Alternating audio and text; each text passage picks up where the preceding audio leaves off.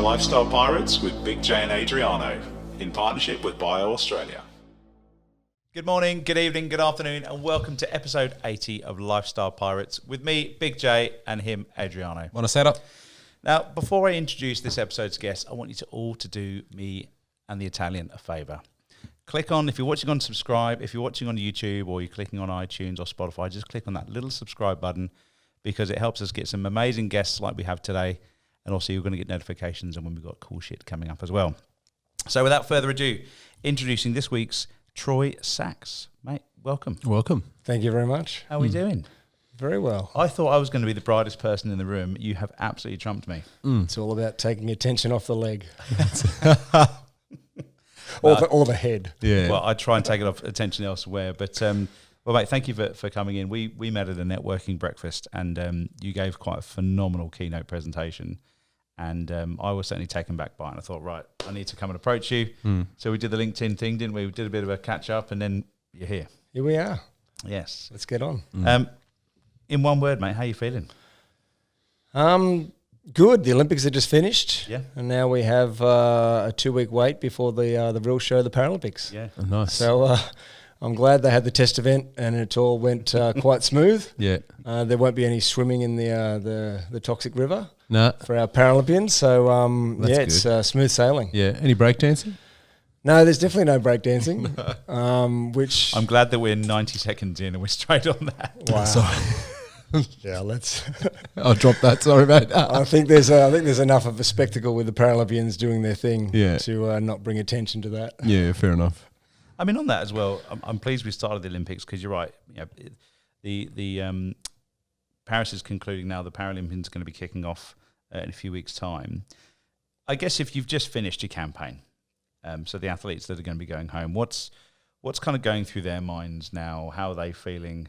You know, if you've perhaps not hit the mark, is it as much of an occasion and an achievement just to be there and fly the flag for your country, or is there real dismay? It's individual. You know, it's. I think you go to the Olympics knowing already you have a chance or you don't. Really? Yeah, because you compete so much during the year to qualify. Yeah. So for wheelchair basketball, you have a qualification tournament to qualify. And if you don't qualify, but you finish high enough in the qualification tournament, you then get to go to a repechage tournament. So you already know your competition. And, you know, you talk about track and field where they have so many events during the year. So you sort of know where you're going to be coming. Not necessarily medal placings, but you know whether you're within a chance. So when you say you know your competition, do you mean your actual opponents? 100%. Yeah. Like you know, you've versed them before. You've played. Yeah. So the Australian team that's going away to the Paralympics in 16 days, you know, they have played 20 international matches this year already against the competition that's going. Okay. In the week leading into the Paralympics, they'll play Canada and France again to just get a scout to get used to the court, to get used to each other. So it's not like somebody just shows up and says, "Hi, I'm going to beat you." Yeah. Like, you know, in a swimming final, you got 8 people, Yeah. you know, and you know those 8 people and they're kind of times. And yes, someone might do a dark horse type thing, but, you know, you're not, you know, in 92 when I went as a 16-year-old, there was zero chance of us winning a medal. And that was realistic. Our goal was top 5, you know, and in 96, you know, our goal was to make top 4 because we'd improved and we had some better teams in it. And we had a huge semi-final and we beat the US and that put us into the gold medal game, you know. But you've always got to reset your goals, you know, like the Paralympics, you never just arrive in a final. There's always heats, quarters, semis and finals. And each time, if you haven't set your goal to go above that, you've got to reset really quickly and manage the expectations. And you heard some of the swimmers talk, you know, I can't really celebrate too much tonight because I have my next event tomorrow. So they've won a gold medal and they're already trying to control themselves and put themselves into the next phase. But, you know, to really answer your question, you come away from an Olympics or a Paralympics or a huge event and it's a downer. Because Post-show, you've just spent a number of years preparing for this. You have a daily routine, a daily eating plan, a daily training plan, even a plan of when you're going to see your mates, your friends, your family, possibly your girlfriend, your boyfriend, and that's done. Yeah, right. What now? And I guess there's almost like a parting of the ways, isn't it? Because I guess you get the ones that have won a medal and they're in the limelight for their country, and they may or may not be being offered kind of commercial deals and contracts and things, and then the others, I don't want to say fall by the wayside, but they just get back into life. And that's tough, because what shape is life? Yeah, because you've still represented your country. So you know, there's a number of decisions you make. Am I going on? Am I still competing? If I'm studying, well, maybe I need to get back into my studies. Or there's a lot of life choices that happen, and you know, not everyone is on a billboard. Not every gold medalist will be on a billboard. Yeah. You know, that's the thing too. You know, you look at some of our great gold medalists of the past. Well, they're not marketable. Yeah. They're not ticking the boxes of what, you know, companies want or will like to have them represent. Is there services to be able to assist people to get through that time? Because I'd imagine it would be, for lack of a better word, like a come down. You know, you're very high, you're at the top of your game, everything's amazing, and then it's like over. You know, so are there any sort of support? There is now networks for that? When I was playing, there definitely wasn't. You know, but I think we've learnt a lot more, and I would say since Beijing. You know, there's counselling services. There's sort of, you know, things out there for athletes that want a transition. So they might have already been preparing for this. So there are services out there for it, but it takes a while to get back into life, because when people stop cheering, and even if you're a no one, they're still cheering. Yeah. Especially at the Olympics and Paralympics. So it's just a different world. Like, everything in the village is free. Yeah. When I came home from, you know, my last Paralympic Games in 2008, I went to the local shops and walked out with milk and paper, and the shop owner had to come and get me and said, "You didn't pay. You got to pay for that." Oh, sorry, you know, because you just get in the habit of everything's provided for you or there for you within the village and in the lead up. So it's a totally different world. Yeah. And then so conversely then, so if you're prepping for the Paralympics, so and you've done 3, you did 96, 2004, 2008. So 5. Sorry, 92. 2004. I've even put 2004. So 92, 96, 2000, 2004, 2008. Yeah. So I've been to 5. You've got the 3. Yeah. I'm reading my notes. 3 medals. If I could read my notes, it'd be Man, like I can't even read that writing, so I understand. But what was the pre kind of preparation for you guys? Is there this massive optimism? Like, obviously, everyone talks about the Olympic Village as well. How are you feeling leading up to it? If it's your first as well, I mean, you've done 5, you might be relatively seasoned. If it's your first, there's a lot of energy within going into the games, and so, you know, you want to have certain players certain people around you that can help you realize that you can lose a medal before you even go into the village because of nervous energy. And there's you know, you talk about the food hall. You know, there's so much food and so many different varieties of food that there have been track athletes that have lost medals because they've put on too much weight. Wow. You know, and for 1992, you know, I look at the Australian wheelchair men's basketball team's downfall is the the streets bring out the magnums. So 1992, the first magnums were actually presented at the Olympics and Paralympics. And we were chomping down those magnums like you wouldn't believe. Yeah, I can understand. And you know, that's what I said. That was our downfall, was the magnums. The magnums. You know, we finished 8th, but so we're never in the look-in. But I guess leading in, you know, it's you focus on the small things. You focus on your process, and the process has been set up for 2 years. You know, your daily training environment, your daily, caloric intake, your supplements. Everything's the same. You take it all with you, and it's meticulously planned, and you have a number of support staff. And I'm not, you know, if you watch the Olympics, you'll see, you know, in a basketball team you have 12 players, and there's possibly 8 staff. You know, and all those staff are there to provide the services that the athletes need to keep them locked in to the performance. And performance is what it's about. You know, performing at your best, and your best on the day, because Monday's performance might not be as good as Tuesday's, but it might, you know, Wednesday's might be better. So again, how you wake up, how you prepare, how you change your mindset.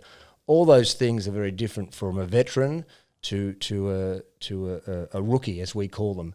And, you know, in 1996, we didn't have any rookies on our team. In 2008, we had 3 or 4 rookies.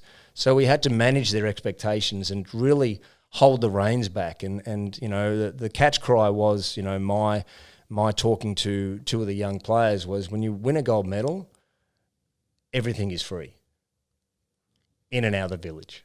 So don't go chasing anything, and it'll all just happen when you win the gold medal.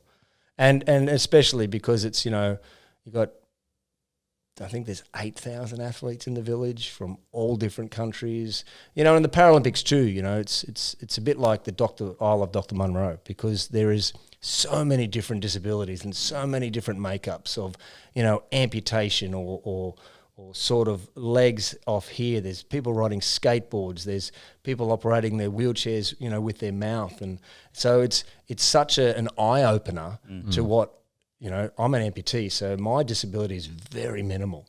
And in wheelchair basketball, we have the disabilities are still very minimal, you know. So we have paralysed from the chest down, and then amputees playing. So we have paraplegics and amputees. So there's a lot of shock factor. There's a lot of things to take into consideration, and you don't want to. Everyone's energy for the games is just contagious. Like, it just, you know, you go to the food hall and there's just a murmur. There's just a murmur of people talking, and even just the energy you feel, and you can find yourself getting caught up into that, and that energy just takes away and zaps you of your focus and other things.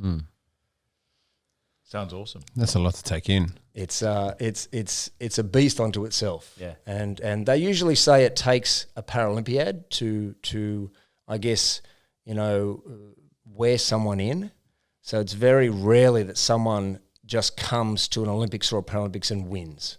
Yeah. You know, they've either won already for 2 years leading into that, or they just haven't shown up at the Olympics and Paralympics and gone like, I'm the winner, I'm winning. Yeah. You know, so it takes a long, sustained, focused effort to continue to win and to have that high performance mentality. Yeah.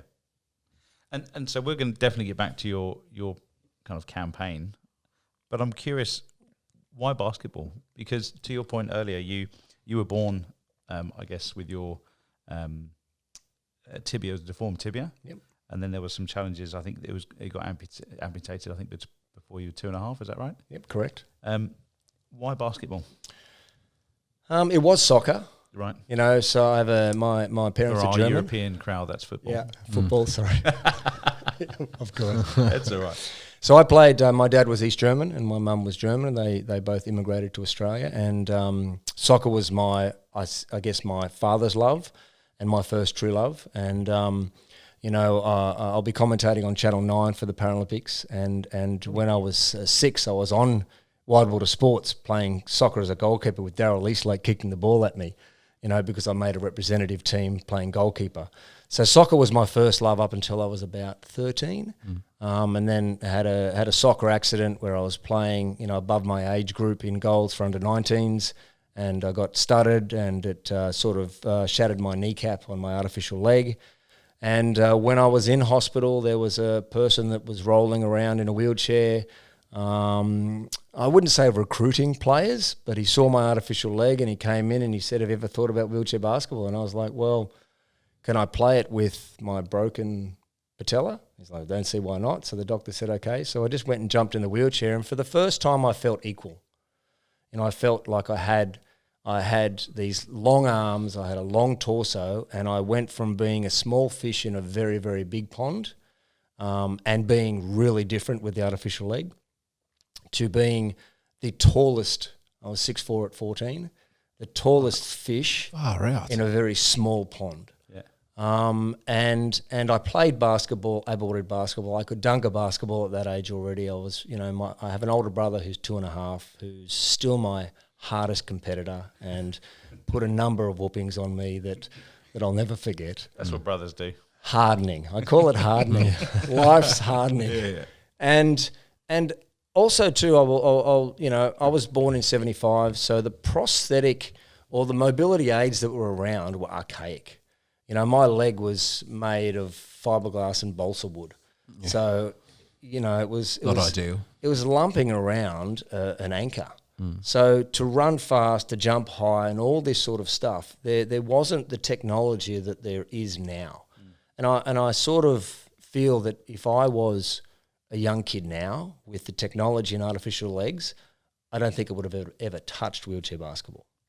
Right. Because once you start running and once you start feeling the freedom that you get from movement, you know, and that's what I felt when I got in the wheelchair. I didn't feel cumbersome. I didn't feel weighed down and I was very uncoordinated when I got in the wheelchair because you got to use two limbs to do everything you used to do four with. Yeah. You know, so that's why wheelchair basketball, because it was, and also too, once you start to play the contact, like there's an animalistic side to wheelchair basketball. Yeah. It's a bit like dodgem, some of the games I've seen. Yeah, it looks savage. You almost go at people. Yeah.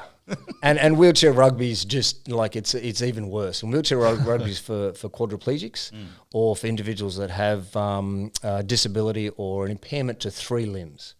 You know, so, and wheelchair basketball is for paraplegics and amputees. So it's a contact sport, and I just love the physicality of the metal touching the metal, the fact that you could push, and also too, like as a 14 or 15-year-old, you want to be good at something. And I was bigger and stronger than a lot of the players, and after learning to maneuver the wheelchair, I was good enough to play and to make state teams and to be looked at for Australian teams. So for me, it was about the contact, but just the instant freedom I felt with, you know, I've got albatross wings, like I've got a wingspan of sort of 6'8". So for me, it was just that freedom. Yeah. And so when did you realise, or when did you get a tap on the shoulder to perhaps go, hey, you know, we think you're pretty good here, we want you to be joining the teams? Because you've travelled all around the world, you know, US, Italy, with your basketball. When did you get the tap to go, hey, this is something special? Or did you know? No, I didn't know, because it took me about 3 months to make a basket. And the blisters on my hands were the size of 50-cent pieces. So it wasn't instant for me. It was more for me the joy that I felt, the freedom that I felt, that I wanted to, okay, well, wow, look at this guy do what he's doing. Look at this guy, look at this girl, how they're playing, what they're doing. So maybe I need to learn to maneuver the chair. I end up pushing my wheelchair to my high school and locking it up just like the kids rode their push bikes.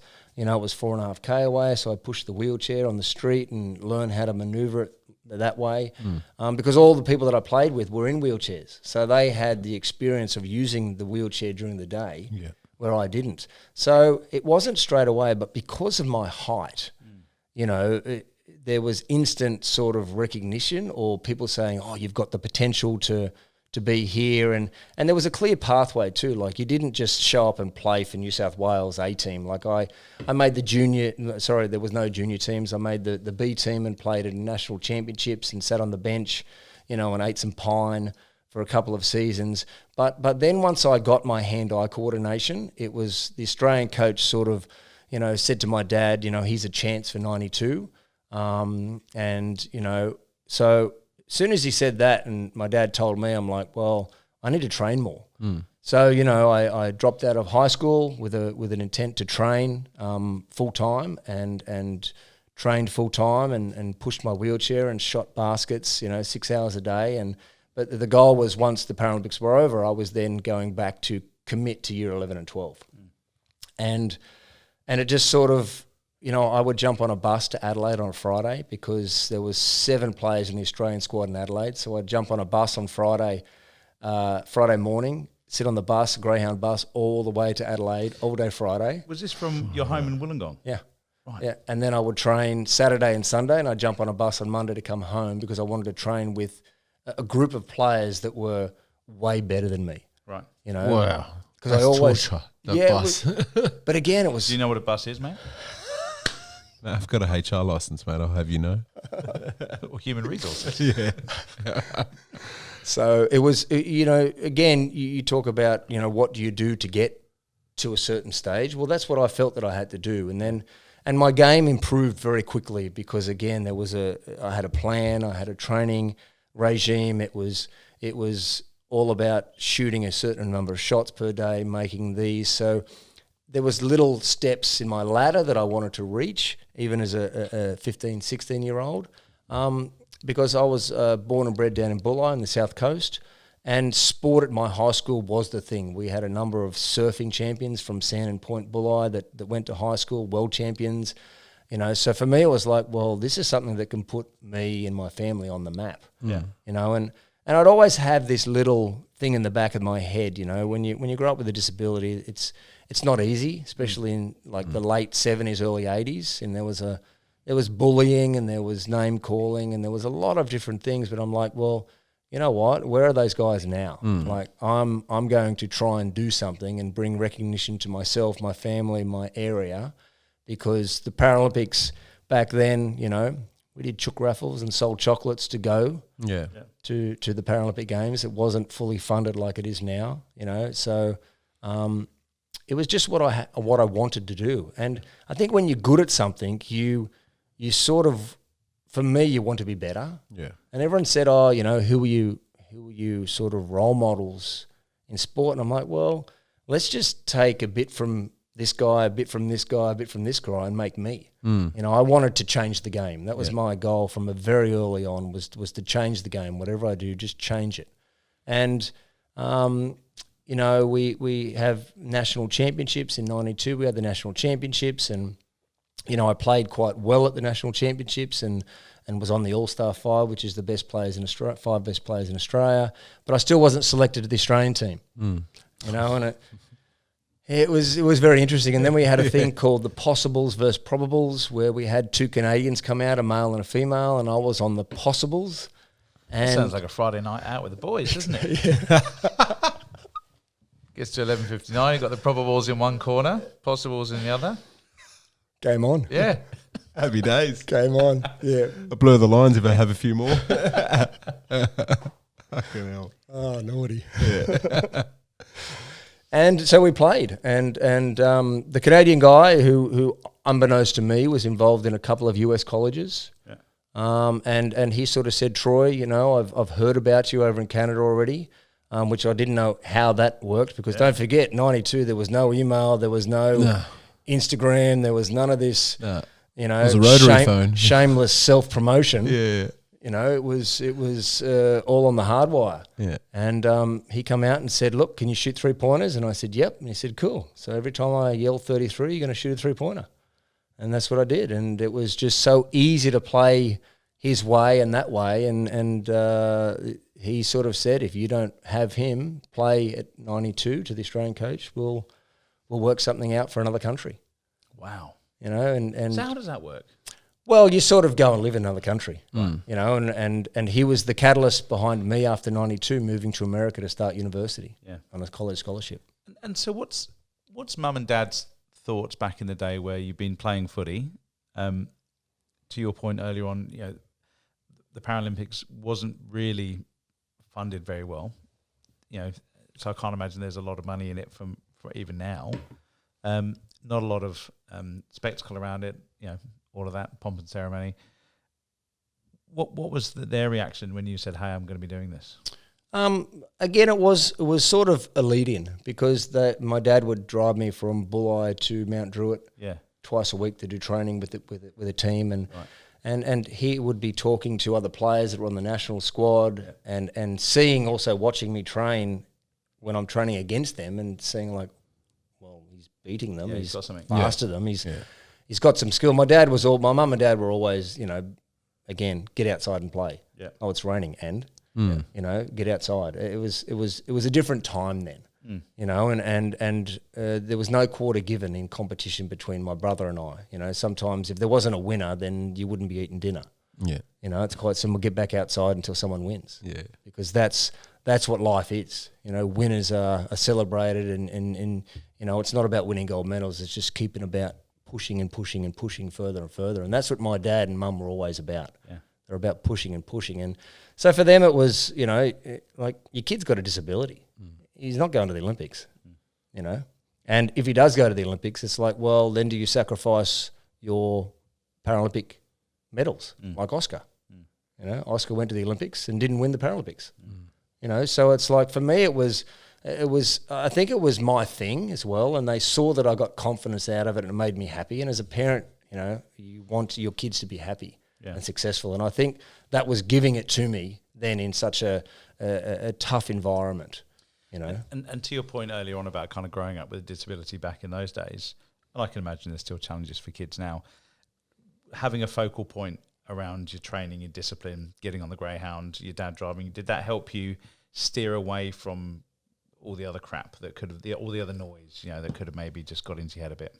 It was also acceptance from other people, because when you go to school and you make a New South Wales team and you get an award at school assembly because you made a New South Wales team and you suddenly were one of the 5 best players in Australia, and the douchebags that were bagging you out sitting on the beach smoking cones, which is what they did down in the South Coast. It's like, well, Next question, yeah. Yeah, exactly. It's like drop the mic type thing. Yeah. So for me, it was all about that. It was like, okay, well, they're like, oh, well, he's, And for me, it was kind of, I learned very early on in my life that it was water off a duck's back. Yeah.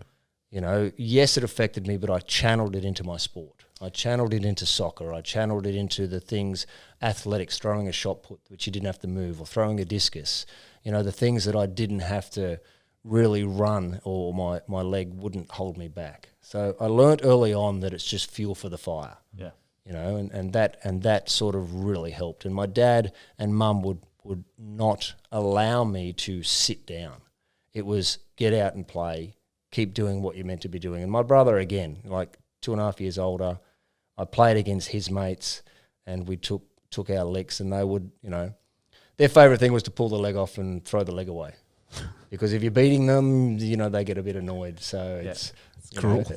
It's cruel, but it is cruel now. Effective, but it's also hardening. Like it shaped me into the person that I am now, and I just feel that society's a bit soft now. That we need definitely. certain hardenings that make us stronger, and back then you didn't get a ribbon for showing up. Yeah, 9th place ribbon. Man, the yellow ribbon, if I got a yellow ribbon back then when I was running in a race, and I always finished last in all the running races, but I was still made to go in them. Like I was made. It was like you're going in all the running races. Like, man, they're lapping me in a 400-meter race. But it was hardening. It was life. It was what my life was going to be like. And, again, there wasn't any money. Like we paid again in 96. We raised our own money to go to the Paralympic Games. So we actually paid to represent our country to win a gold medal. Yeah, that's awesome. And Sydney changed the landscape. Sydney changed the landscape in regards to there was money around. And obviously being a gold medalist, I had a number of corporate sponsors that I was speaking for and sort of on billboards and things like doing commercials for. So Sydney changed the landscapes for Paralympians, especially, like the great Louis Savage was on buildings. John McLean had a Nike ad. We're the guys that sort of set that foundation for the current crop of Paralympians that are earning a healthy living. Yeah. Like there is money in Paralympic sport. Would you say that was 2000 did it for Australia or just for the world?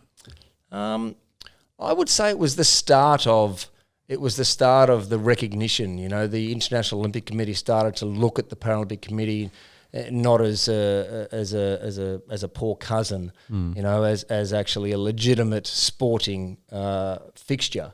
And it was the first games that both Olympic and Paralympic organising committees were run simultaneously, with the same venues, having it accessible, because the Paralympics in Atlanta was such a debacle with accessibility. The village was on top of a hill.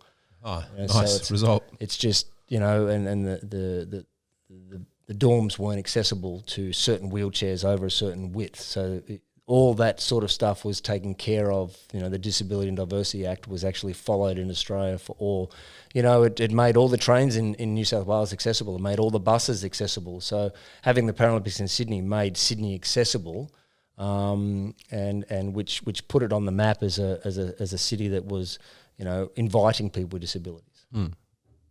Yeah, I didn't know that about the 2000 Olympics, but it makes sense now because there was a lot of infrastructure that went into it. The buses changed, a lot of things changed. Yeah, well, the buses, the buses got the hydraulics, the hydraulic, and then there's also the a plate ramp that that comes came out. out. Yeah. All the trains got the same thing, so it changed the landscape for not only for athletes but actually for our city, and it was a huge games. Like it was the games of the new millennia, and it really changed the focus and sort of the organising committee for Paralympics Australia sort of started to look and started to focus more on promoting its athletes and getting sponsors and carrying that forward. How was it to get sponsors in the beginning? Yeah, without a gold medal, there would have been nothing. Yeah, like plain and simple. The gold medal in '96 put myself and the other basketballers on the map for sponsors, and I shot a world record 42 points in the gold medal game, which is still unbroken. So LeBron James hasn't scored it. Kevin Durant hasn't scored it. So I saw some stat the other day that said LeBron James has scored 302 points in his Olympics campaign. Well, I averaged 31 points a game over 8 games. So in his whole Olympics, there's a possibility I could have scored more in one Paralympic campaign. So it's but none of those stats were kept in the Paralympics. Yeah. But the 42 points that I scored in the gold medal game in '96 still stands as an Olympic and Paralympic final record. So I'm pretty pumped about that. Mate, that's unreal. For sure, mate. That is fantastic. That was your first gold, wasn't it? Yes.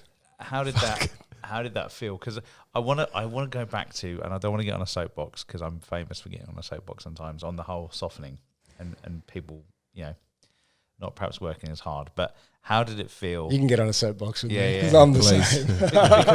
Because you went through a stage of running a gym, and I want to unpack a little bit how you encourage people to just push themselves a bit harder because perhaps they might not be getting that support or discipline or time that they need from friends and family to go a bit harder. But let's not take away from '96. Okay. Atlanta, your first gold medal for your country. So after Barcelona, I actually went back to high school for 6 months and was doing quite well at high school. And the Canadian that came before '92, he was in one of the players from the Canadian team was a coach at a college team in the US. The US college system is quite huge. The US wheelchair basketball system was huge. There's 147 teams over there back then. And they offered me a college scholarship to move to America and study at a university and play for the university in the NCAA championship. So I jumped at it. So basically, from sort of 94, Christmas Day 93 I left, and then from 94 to 96 I was living in the US, training and studying at a university. So I was kind of using their facilities, their techniques, their gyms, everything, and just honing everything I did. So for me, Atlanta was awesome because I played against all the players that played for the US team. And the US team in '96 was like the dream team. Every player in that team had a signature wheelchair from a company. So they had a wheelchair named after them, like a design, and they, like these guys were gods, like seriously, and so I played against them already, so I knew them, and the head coach was a guy from the University of Illinois who'd sort of invented this new system of playing the game, but our college was already playing the game, it was. And so for me it was like, well, cool, I'm in Wisconsin.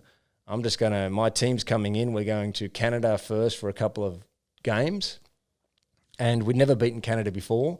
And in 3 games in practice, we smashed them because we changed the style of play. We started to play that the guys were more fitter, they were stronger, they were starting to lift weights. The professionalism from 92 to 96 had changed.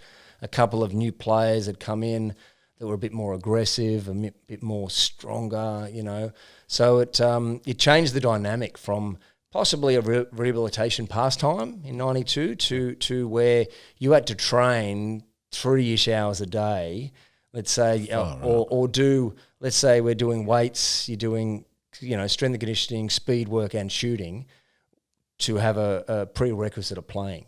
So it was just an exciting time to be amongst the guys. And yeah, there was a lot of pressure on me because I was living in the US and there was expectations from the new guard to do certain things on the court. And some of the old guard didn't like how the new guard did it, like the constant battle.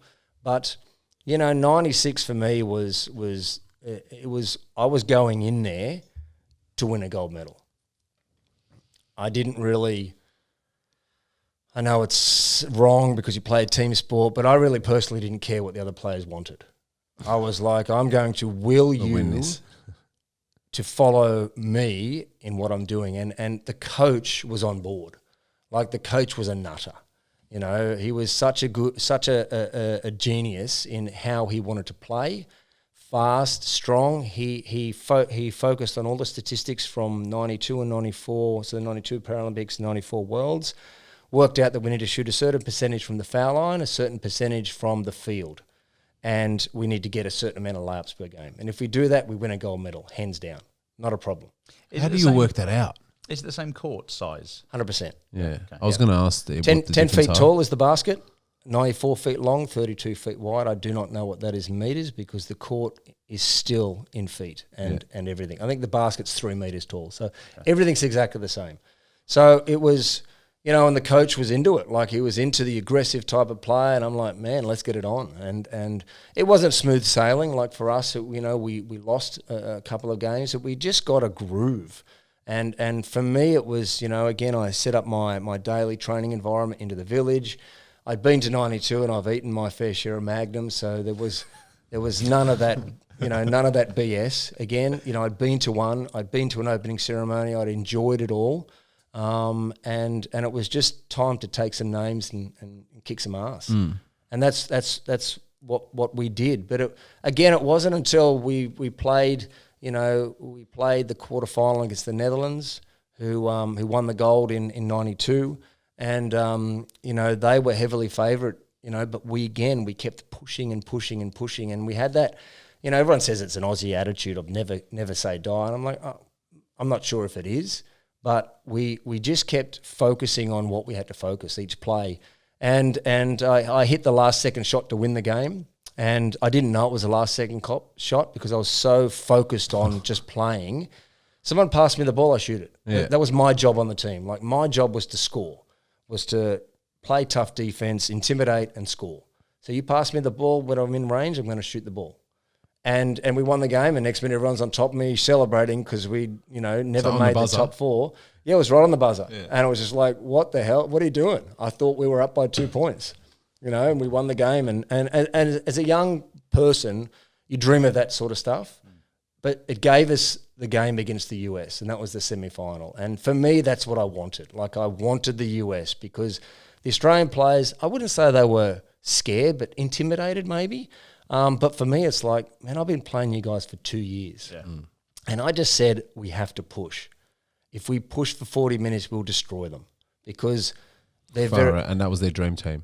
It was their dream team. Yeah, they had a 7-footer that played. They had sort of 2 7-footer amputee, and they had like a guy with a wingspan of 7'6", who was super, super tall, and I was the tallest guy on my team. And it's like we just ran rings around them. Yeah. We just kept playing and playing, and we believed in our plan. Like the plans usually get changed when shit hits the fan. But if it's a good plan, when the shit hits the fan is when you need to believe the most in your plan and your training, and you back yourself and you keep going. And it did, we weren't winning the whole game, but still to this day, that semi-final was the best game that I've ever played. Ever played. It was 3-pointers weren't shot. Usually in international competition, I shot 6 for 9. I scored 29 points, had 20-something rebounds, had 13 assists, so a triple-double, which had never been done internationally, sort of at a Paralympic Games before. And I guess I'm talking like I was the only player, but I wasn't. Like, everyone did their job. And that's the beautiful thing with a team, is that we're all made up of individuals, and everyone has to do their individual job for the team to be successful. So even though we were a team and we were going forward, everyone had their job and they just did it to a T, you know, and they took the utmost in pride in doing it. And in wheelchair basketball, you have a classification system. So on your disability, you're given a classification, which is points. So 5 players on the court equal 14 points. So I'm a 4.5 because I'm the most able player. And then it goes down by half-point increments depending on your disability. So a person that's paralysed from the chest down will be a 1-pointer. They usually sit very low to the ground because of balance. And then going up by half points, you kind of sit where your balance dictates you to being able to manoeuvre the wheelchair and play the game. So for the Australian team in 96, we played 2 4.5s, a 2.5, a 1.5 and a 1. The 1-pointer was a jacked ex-VFL player. The 2.5 on the day of his accident got drafted to the AFL. And then there was myself, an ex-Adelaide player that was very high up in able-bodied basketball, and we had some great support from the bench. Like we had one player that came on from the bench. He played 36 seconds and he shot 4 foul shots from 4. Far out. So as soon as he came on, they fouled him. And he made 4 for 4. And if it wasn't for that sort of tipped us over the edge, we weren't winning that game. Right. You know, so again, that was his job, to come off cold from the bench and do what he had to do. So it was, and at 20 when you win a gold medal, like, yeah, man, wow, like that must be amazing. It's all the emotions, like I'm crying, laughing, passing out, you know, like, and also too, on the opening ceremony night, I signed a professional contract to play with the Dallas Wheelchair Mavericks. There was 4 players on the USA team that were going to be my teammates in 2 weeks. Oh, no way. So I was leaving college and going pro. And they knew? No, they didn't know. Yeah. So after the game, the you know, when you go back to the village, you always catch your own team bus, but you're always getting dropped off in the hub, you know, and I wouldn't, well, maybe I am an ass, because for me, as soon as I got off the bus, it was like it was time to rub salt to the wounds. Yeah, nice one. Because, you know, the American team were very cocky. They were very, of course, they're American. Confident. Yeah. You know, the newspapers were, the USA team has a direct route to the gold medal game.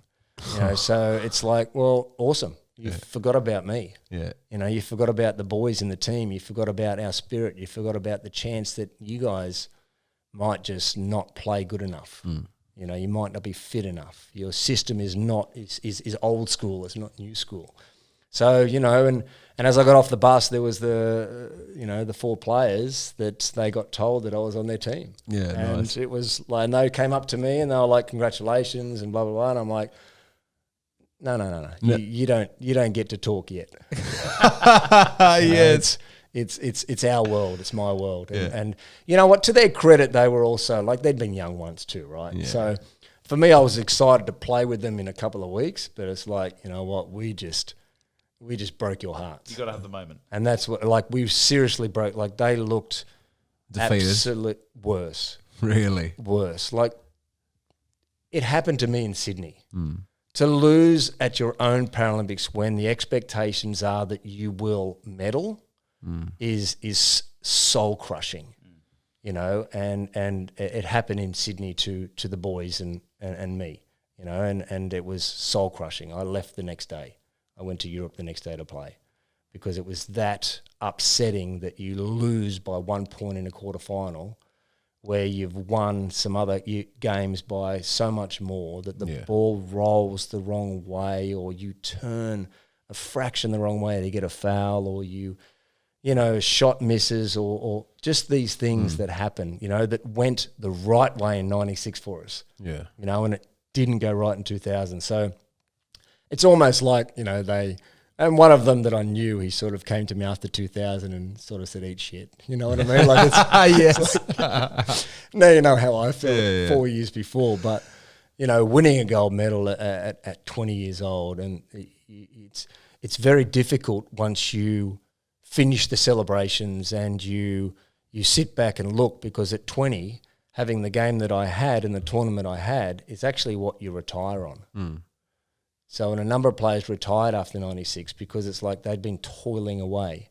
But for me, I'm just starting. I'm 20 years old. Like, seriously, 12 to 14 years left in the game. Yet, realistically, I'm never going to eclipse the first time you score that many points in a gold medal game. Yeah.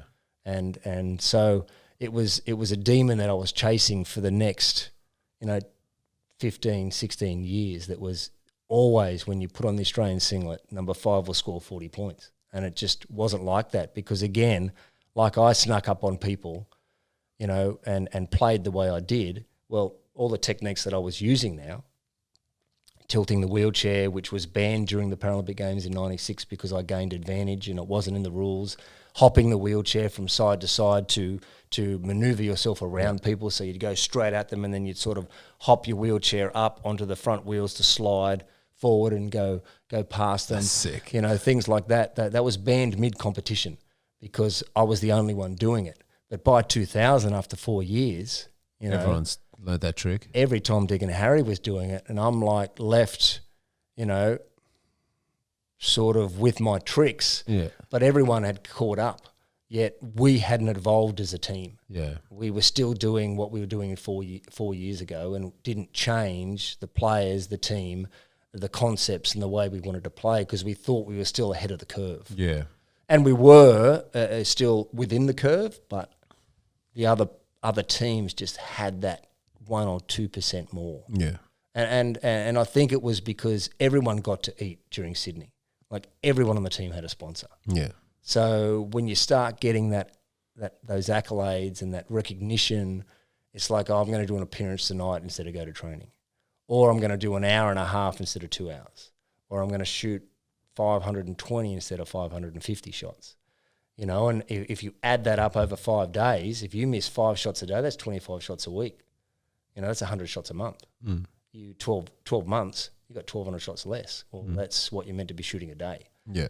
So this stuff adds up over time. It's like being a fitness trainer. No one ever just wakes up in the morning that's overweight. It creeps up on you. Yeah. And then you suddenly look yourself in the mirror like, what the hell? When did that happen? Exactly. So it's exactly the same with sport. So do you think as an athlete it's easier to chase, so to be number 2 and to chase to be the best, or to be the best and not have, because you got no one else to compare yourself with when you're at the top? It's lonely there. It depends who you are. It It depends what kind of animal you are and what kind of mind you have. And it's definitely easier being number 2 because you're hunting. Yeah. But when you're being the hunted, it's who do you look to for inspiration? Who do you look to for what needs to be improved? What needs to be changed? And you're the benchmark. And it's no different in business or life. You know what I mean? You've always got to reevaluate and look at yourself honestly. And I've always said that if you can look your own self in the mirror, but look into your eye and not pull away when you ask a question, you'll find the answer. But a lot of us just pull away because we know we're bullshitting ourselves. And in regards to my difference between 96 and 2000 was my wheelchair. I was working on a signature wheelchair and I didn't have the measurements correct. So I wasn't comfortable in the wheelchair that I used in Sydney like I was in 96. That was a part of me. It was like it was growing out of my ass, but the one that I used in 2000, I felt like I was sitting on top of the wheelchair instead of in the wheelchair. So I was still able to tilt and all that sort of stuff, but the mobility that I felt I had, was a little bit heavier as well. I thought I needed to get bigger and stronger, so I went from sort of 89, 90 kilo to 104 kilo, so I was really heavy on the weights because the US game was all about physicality, where the international game went the opposite way. They went faster than what we were in 96. So for me, I just missed the mark. And I learnt from that, and I think that's the thing when you're at the top of the spear or the pointy end, you have to continue to reinvent yourself, and the margin for error is different because let's say if you're number 2, you need to improve 10%, and it's easier to improve 10% than 1%, because where do you find the because you're not going to find 1% in one facet of your life. You're looking for, I It's easy to identify 10%.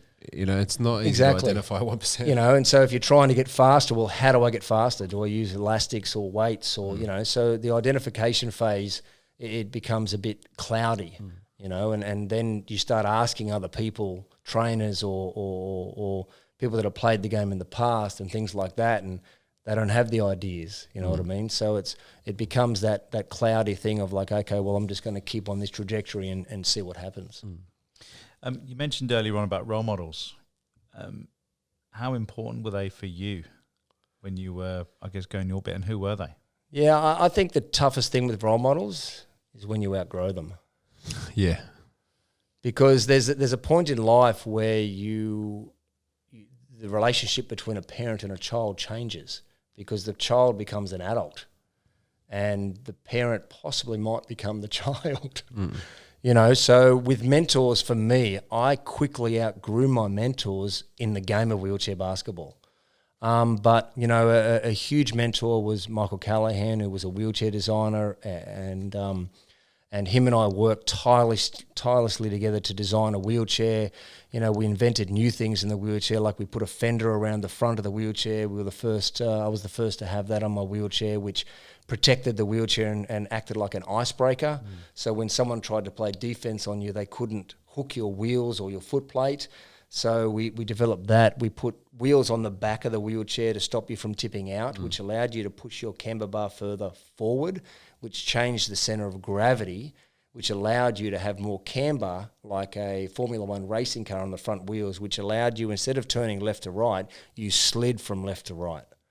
You know what I mean? Like a forklift. A forklift turns on the back wheels. So suddenly now you're able to turn faster, and it changed the game for the low pointers. So, you know, he was a huge mentor in the way he played the game, the way his thought process was.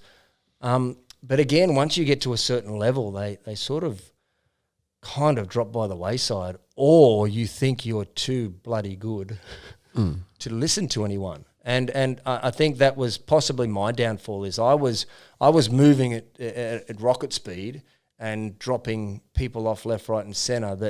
That you know, and after 2000, I signed a professional deal and moved to Italy to play professional wheelchair basketball in Italy, because Europe is just bonkers for wheelchair basketball and how they run their teams, you know. So I moved to play and lived in Lake Como and played in Italy, and we used to get 5,000 people to watch us train.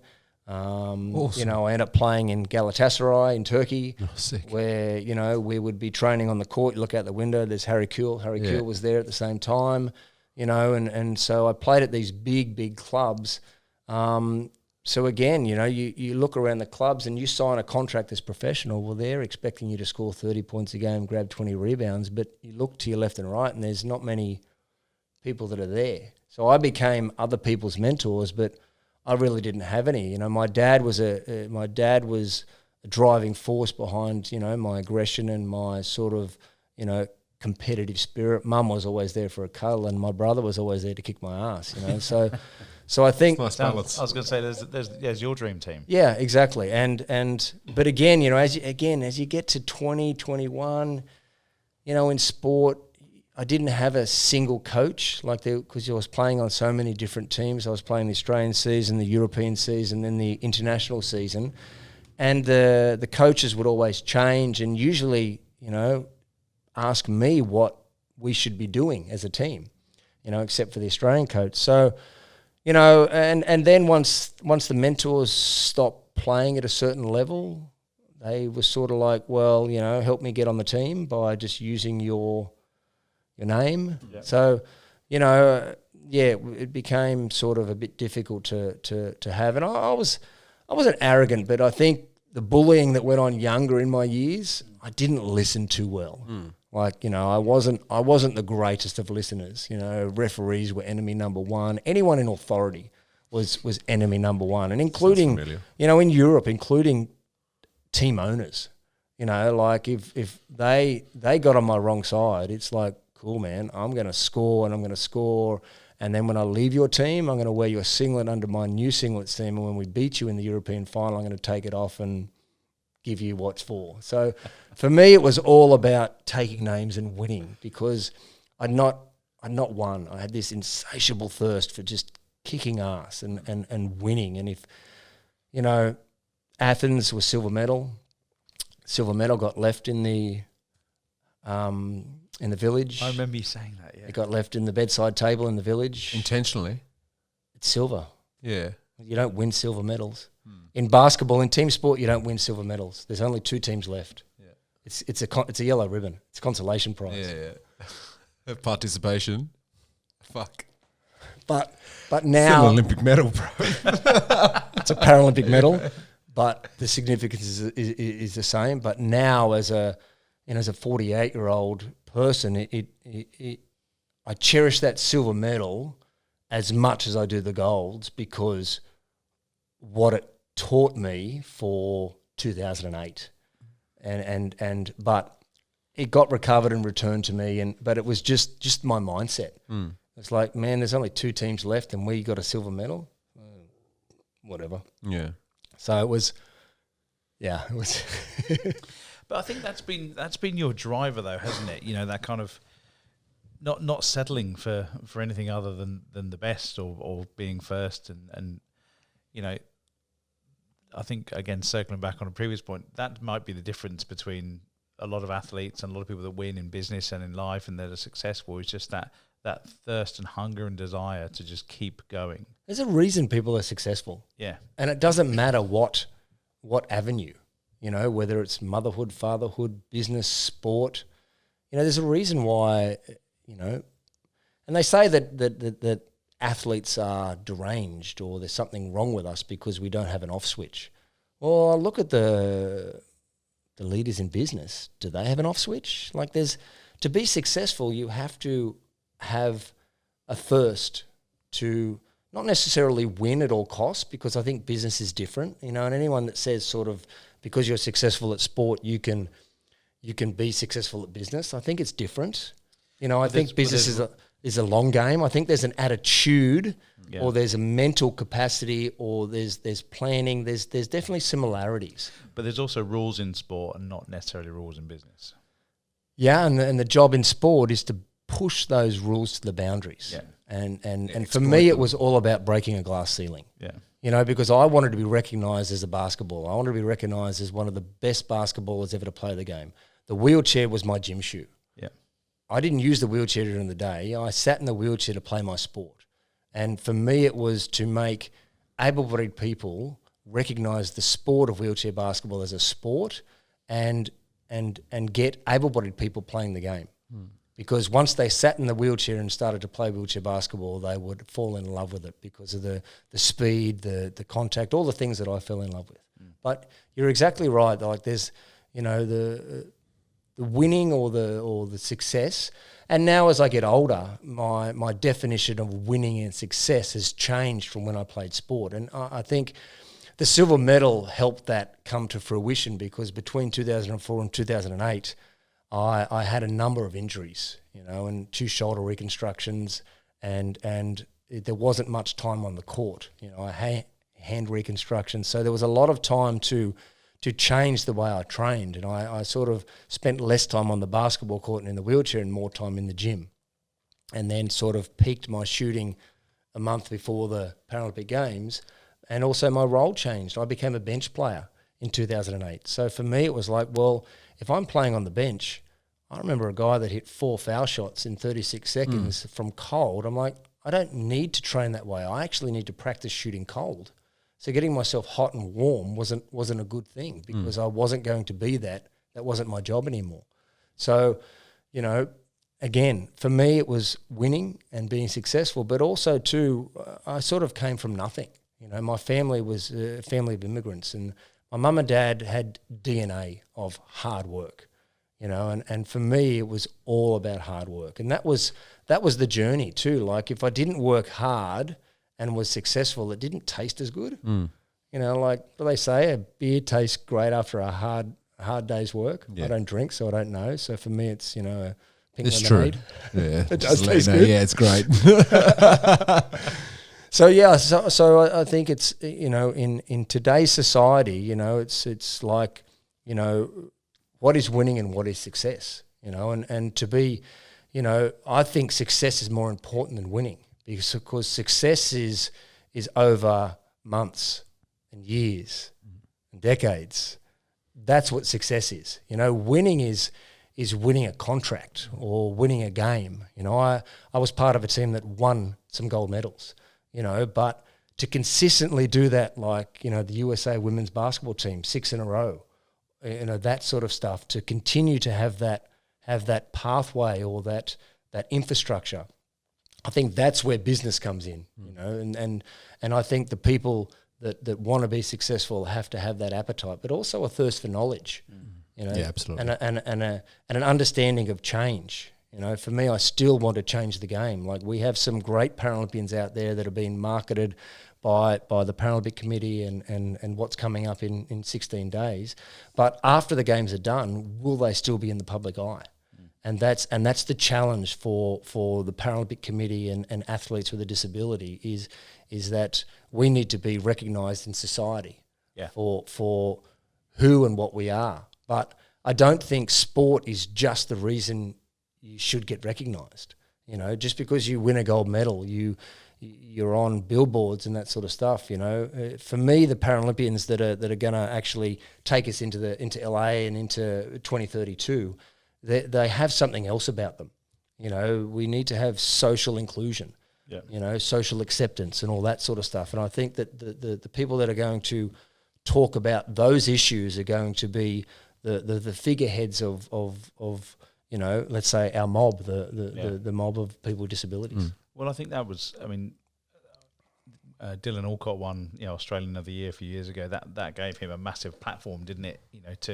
To shine a light and be a person with a disability was proud, And I think you're right. You don't need those things, but those things definitely help. I think expedite and raise awareness. Well, if you don't see it, you don't know you can do it. And I think that's what it did. It showed the public that a person with a disability is worthy, and is articulate and funny, articulate, all those sorts of things, And I think the next stage is within society and within business. There's many statistics about employing people with disabilities, how more committed they are to their job, to the organisations that employ them. The common misconception is that somebody that has a physical disability is intellectually disabled. But then again, even individuals that have an intellectual disability are still committed to a workforce and doing their job of what their capabilities are. And I think that's the most important thing about opening up opportunities. It's not the fact that we can't do the job. It's the fact that the opportunities aren't available or open. Yeah. And that's why I call it social mainstreaming or social accountability, accessibility, because it's the word inclusion has seemed to taken on a whole different meaning when an inclusive society is where we're forgetting about one of the main population groups within Australia is the disabilities, and it's been forgotten for other minority groups. And it's not that the other minority groups don't have a place, but it's quite simply that people with disability, we don't have a choice. We have a disability. We didn't choose to be this way. And there's certain things that are needed to make society open up and give us more opportunities. And I think that's what the Australian of the Year with Dylan and some other great Paralympians or some other great, this is the thing. We only know the Paralympians. We don't really know the social activists. And I think that's a problem. And those other people that are doing the job at the ground roots or ground level, they need to possibly get some airtime on Instagram for themselves, because there are some other individuals that are doing fantastic work in the spaces, and they need to be taught to scream a bit louder. Yeah. And is there a natural tendency for them not to want to do that? Yeah, because there's a certain amount, like you bowled in here, bright green hoodie, shorts on, your legs showing. Years ago, that wouldn't have happened. That would have made. I'm out and proud. Yeah, but what I'm saying is, I guess everybody, there's different personality types and all that kind of stuff. So does it help when you've got someone, an ambassador, if you like yourself, where you are loud and proud to help raise awareness, because people are going to listen to you? Yes, they'll listen, but is the message the correct message as opposed to somebody that's already in a field that's doing something like accessibility or talking about medical advances?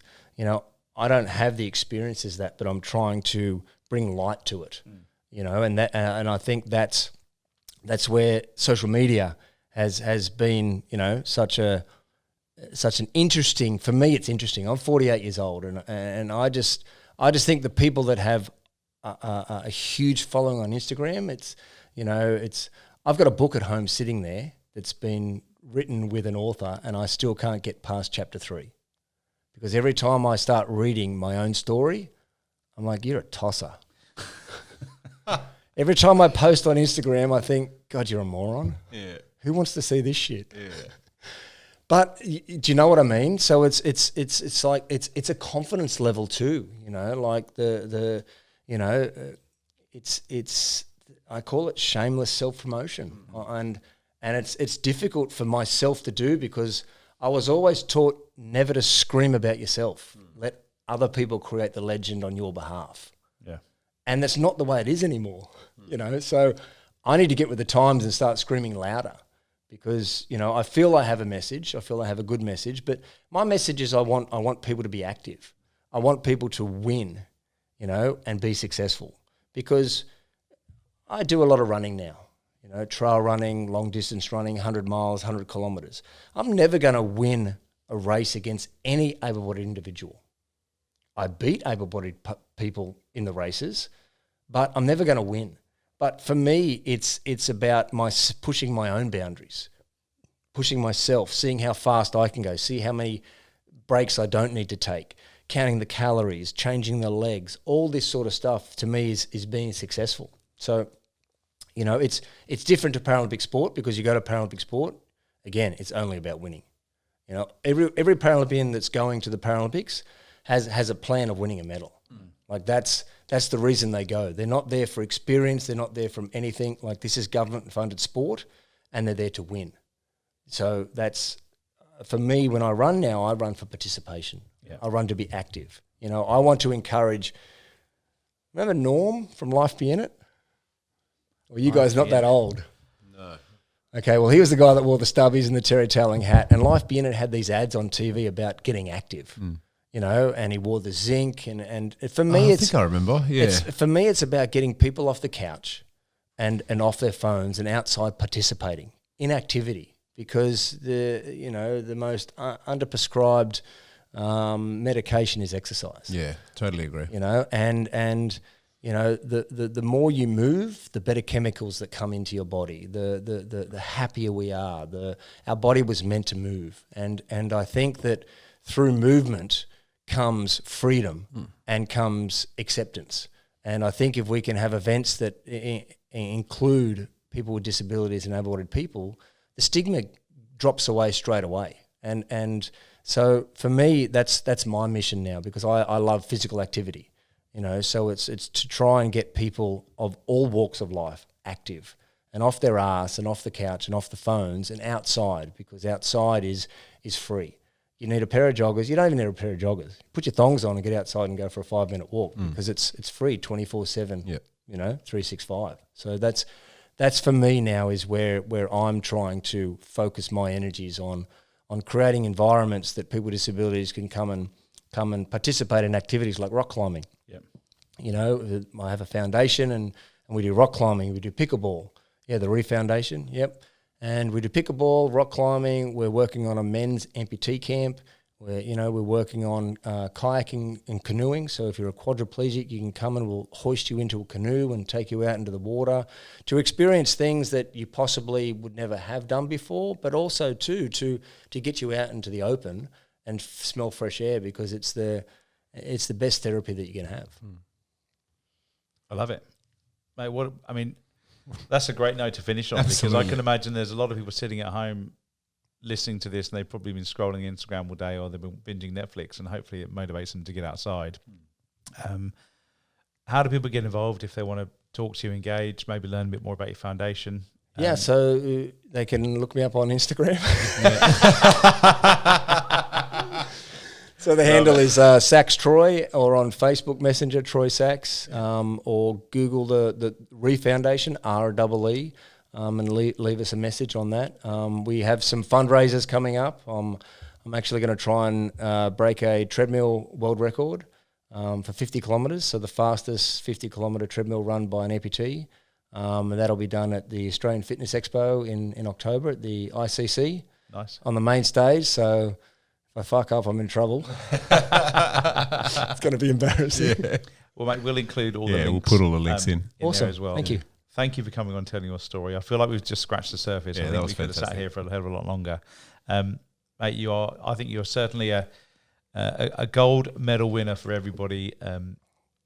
In the community. I think if more people had people like you just to fly the flag and be out there and be a voice, but let's get behind it and give more people opportunity in that space, because phenomenal. Cheers. And well done on your Yeah, achievements as well. Thanks for for having coming me. on. Cheers. Awesome. Awesome.